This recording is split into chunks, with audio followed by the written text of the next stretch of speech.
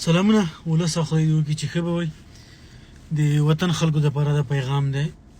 هغه خلک چې کوشش کوي چې خارج ته لاړ شي، وطن کې دغه ایجنسۍ ولندې ویزې چې وباسي، ټکټونه اخلي، دغه خلکو ته هوا ورکړې ده چې ولای دوبۍ ویزه درته وباسمه، سعودي ویزه درته وباسمه په $4000 $5000.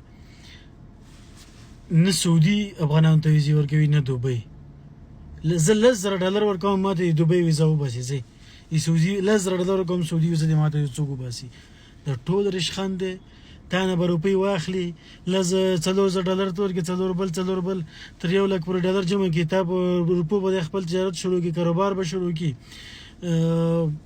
تا په روپو به روپۍ وګټي، یو میاشت کې یو دوه میاشتې وروسته به درته ووایي چې ولا کار ونه شو نو راشه روپۍ دې خپلې واخله، بېرته به خپل روپۍ درکړي او ځې.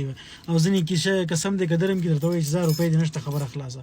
افغانانو ډېر پام کوئ، اسیم ځورېدلي، نور هم خلک ځوروي، ویزې نه ورکوي، نه یې دوبۍ ورکوي نه یې سعودي ورکوي. ډېر پام کوئ چې هېڅ چا ته هم روپۍ تر لاس ورنوځي، نه چا ته روپۍ ورکوئ.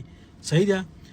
نو ښه وخت هلته وروره پسې میسیجونه کول، کله یوه ورځ زنګ کوه، بله ورځ زنګ کوه، ما دوبۍ ویزه سعودي ویزه، چې مرده چې قرآن ته وګوره نشته، یو شی هم نشته، نه چا ته څوک ویزې ورکوي نه څه شی.